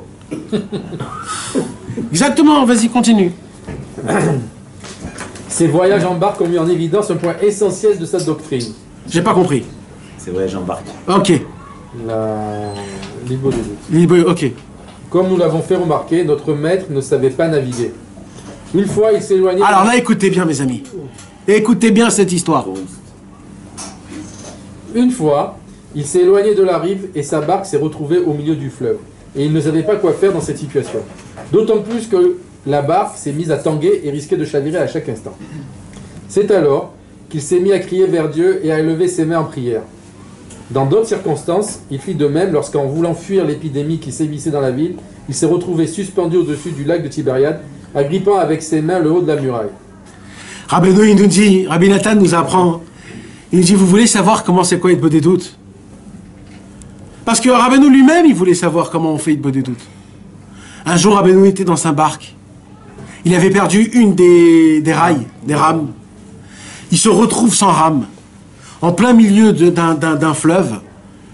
Et il a commencé, quand tu es dans une barque, il ne faut pas que tu fasses il a commencé à tanguer. Il allait presque tomber. Il savait plus, vous imaginez, le mec, il est en plein milieu d'un fleuve, il ne peut plus revenir chez lui à la maison. Comment on fait? Qu'est-ce que je fais? Tu as avec tes mains, qu'est-ce que tu vas faire? En plus, il était tout jeune, il avait 13 ans, tu imagines la panique? Et là, il a dit, hé là, quand tu lèves tes yeux au ciel dans cette situation, tu sais qu'il n'y a plus rien à faire.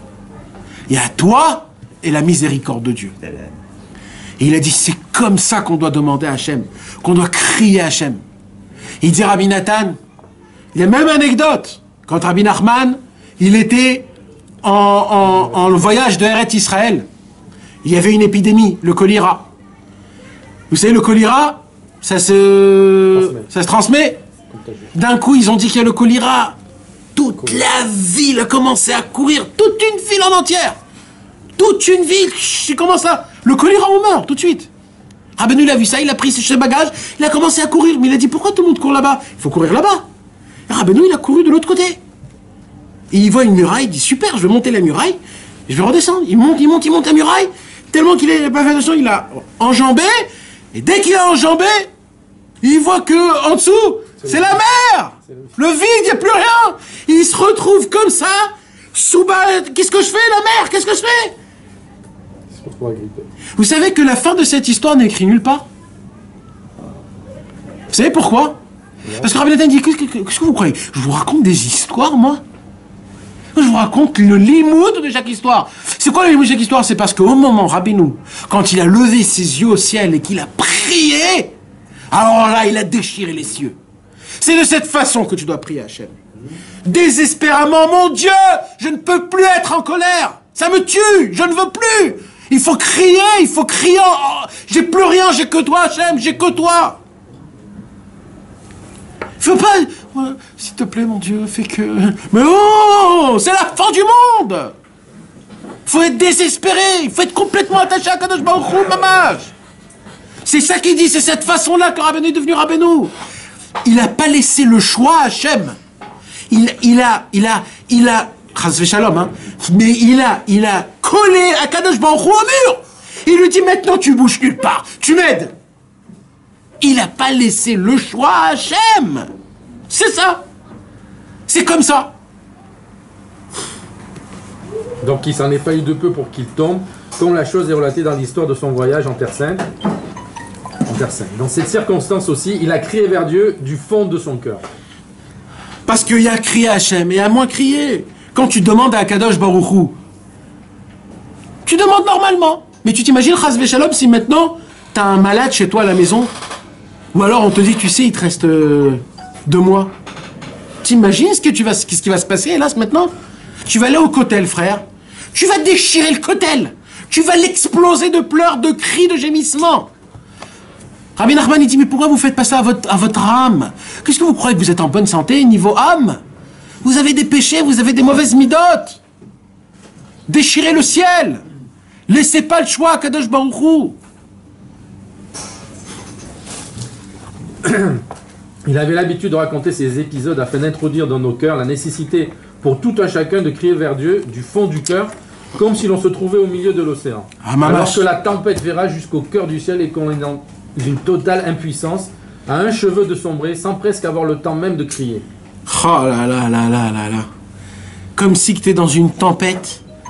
Quelqu'un a été déjà dans un bateau, il y a une tempête, où le bateau il fait comme ça, il monte, tu vois plus rien, et t'entends le... Et ça remonte. Frère, tu peux plus rien faire. Tu peux plus rien faire. Et là, t'as même pas le temps de crier, c'est comme ça que je dois crier à Hachem. Dans l'Itbo des doutes. À Ouman, sous ton talit. Il faut que j'ai plus rien, j'ai que toi, Dieu, j'ai que toi. En vérité, quelqu'un dans une telle situation n'a pas d'autre choix ni d'autre issue que de lever les yeux au ciel et se tourner vers Dieu. Voilà! Mais en fait, nous devrions constamment adopter ce comportement lorsque nous nous isolons et crions vers Dieu. Car nous sommes en grave danger dans ce monde. Chacun le ressent à sa manière. Il faut s'efforcer de bien comprendre ces choses. Il faut y croire qu'on a mangé. Hein? Il faut y croire qu'on a mangé. Il faut te mettre en situation. Ouais. C'est pour ça qu'Akadosh Baruch Hu te met dans des situations que toi tu crois qu'il t'est en danger.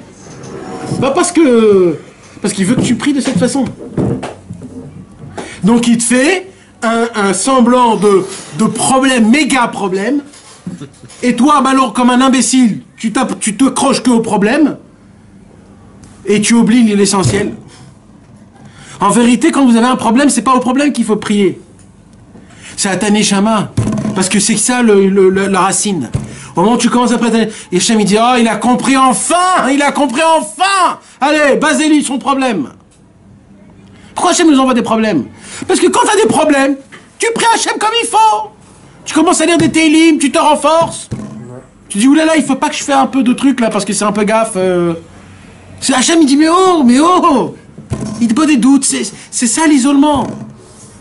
C'est comme un fumeur quand il est malade, qu'il n'arrive plus à fumer.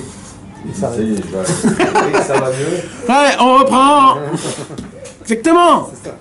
Exactement. Mais c'est pas un peu hypnotique ça? Alors, oui, c'est du tmanique, mais on fonctionne que comme ça, frère. Alors, on est des tmaniques. Et oui. Et c'est comme ça, c'est ça qui nous parle. C'est ça que ça nous parle, malheureusement. Le bâton, la carotte nous parle. Vous savez, la carotte, vous savez pourquoi la carotte avec l'âne. Comment tu fais avancer l'âne? Avec la carotte. Et on est des ânes. En malassat, oui. C'est malheureux à dire. C'est du tmanique, mais ça fonctionne. Ça fonctionne. Quand on a des problèmes, on se renforce, on essaye, j'ai reçu sur moi. On entend des histoires que j'ai eu un problème et j'ai pris sur moi de faire que. Mais quoi? Mais que quand vous avez des problèmes, vous prenez sur vous. Essayez chaque jour de prendre sur vous un truc, une fois par mois, un truc. un mois sans pleurer. Mais ça doit pas être comme ça. Pourquoi c'est comme ça? Ah, mais en plus, après Rosh Hashanah, t'es un peu en... Oui, mais ça doit pas être comme ça, mes amis. Il faut que vous soyez votre propre coaching. Vous imaginez si vous êtes dépendant d'un cours tout le temps? C'est pas bien. C'est pas bien. Il faut que vous soyez votre propre coaching. Vous avez des livres, vous avez des amis. Asseyez-vous, étudiez, parlez. Mais maître, mes amis, faut pas que vous soyez dépendants. Ouais. Ouais, mais c'est un peu la partie de chimouche, justement, ça.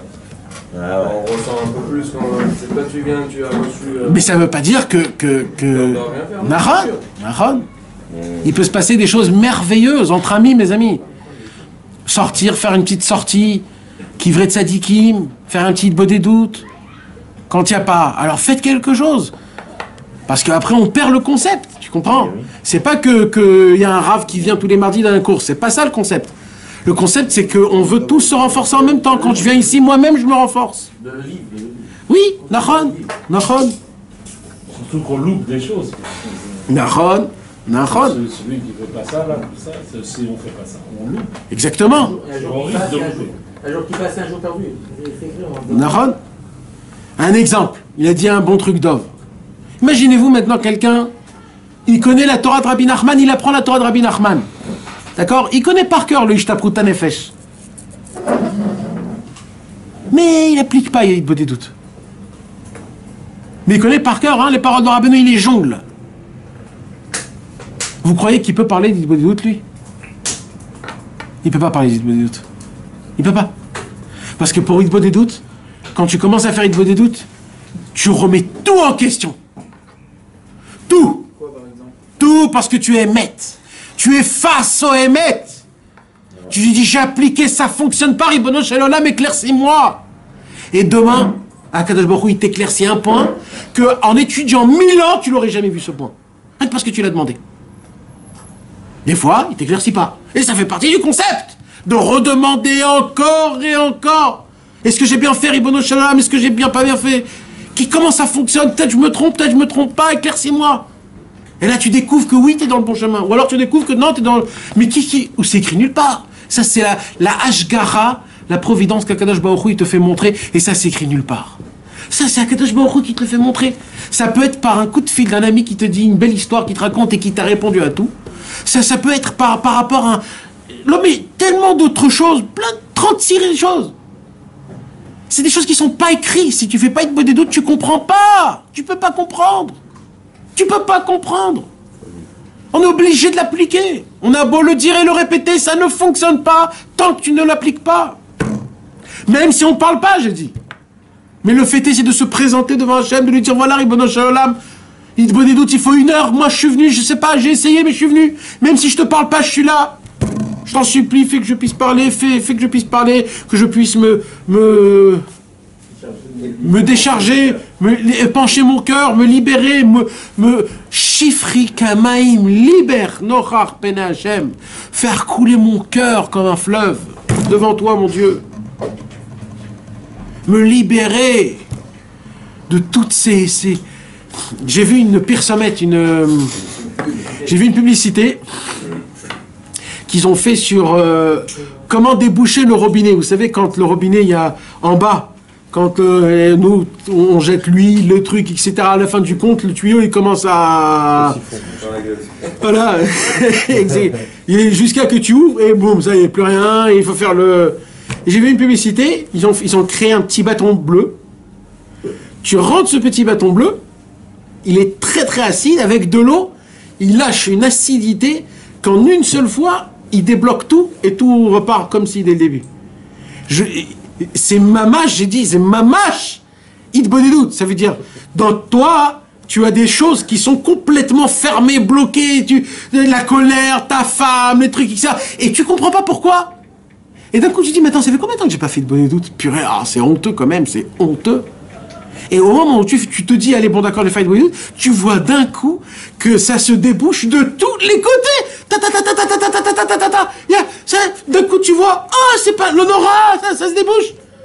C'est mamash ça. Quand tu fais Hitbo des doutes, c'est le moteur qui se remet en marche. Sinon, c'est toi qui traîne des valises et des valises. T'en peux plus.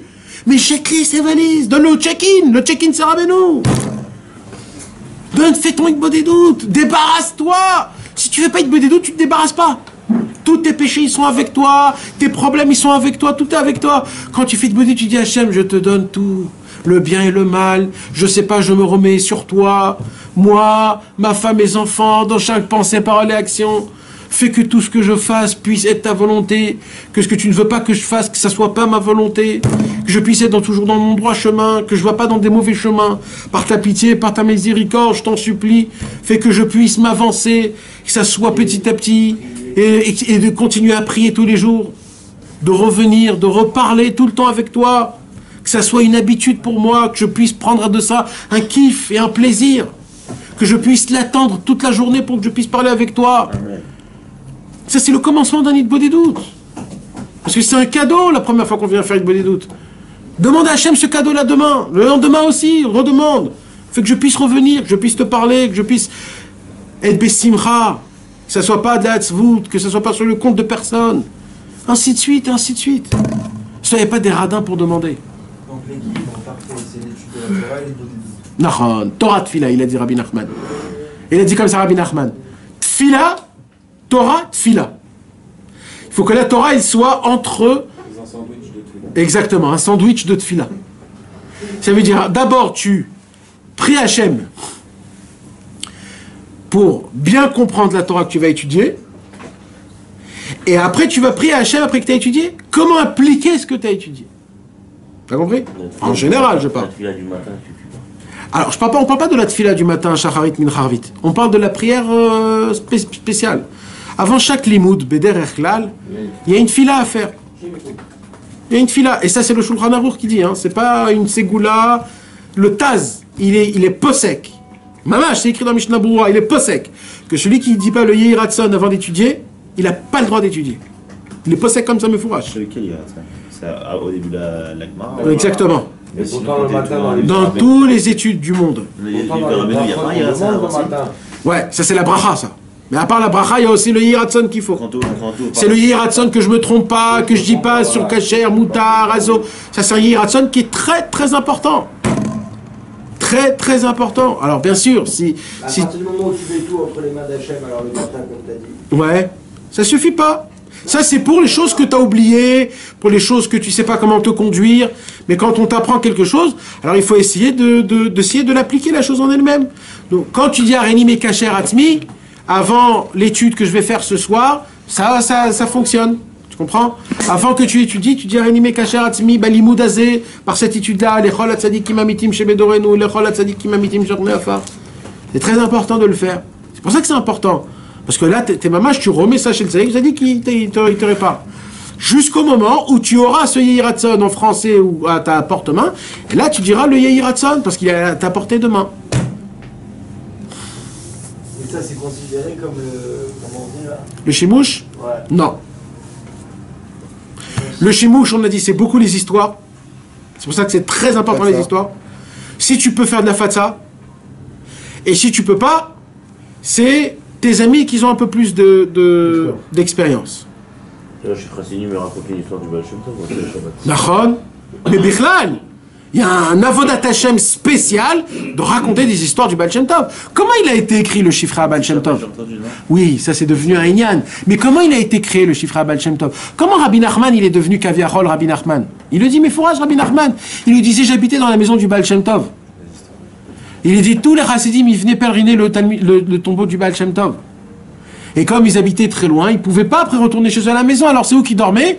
Chez nous à la maison. Maintenant les chassidim, les talmidim du Baal Shem Tov, vous croyez qu'ils dormaient, vous? Ouais. Ils étaient assis à la table et ils parlaient du Baal Shem Tov.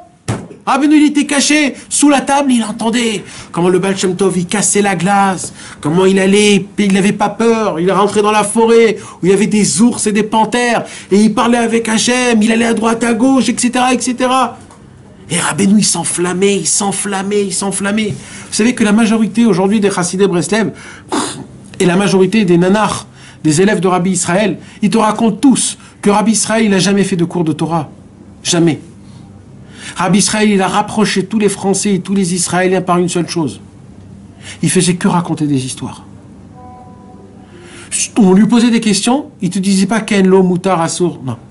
Il te racontait comment Rabbi Israël Kardner il faisait, comment lui il faisait avec ses copains.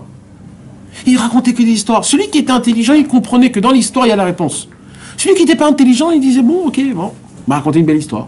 Je pense aussi ma réponse, mais raconter une belle histoire. D'ailleurs, quand tu dis par exemple là, la Chod, il te dit comment ils se comportaient les hommes de Bina ou... À la Chod, c'est une autre histoire. J'ai dit il y a deux choses.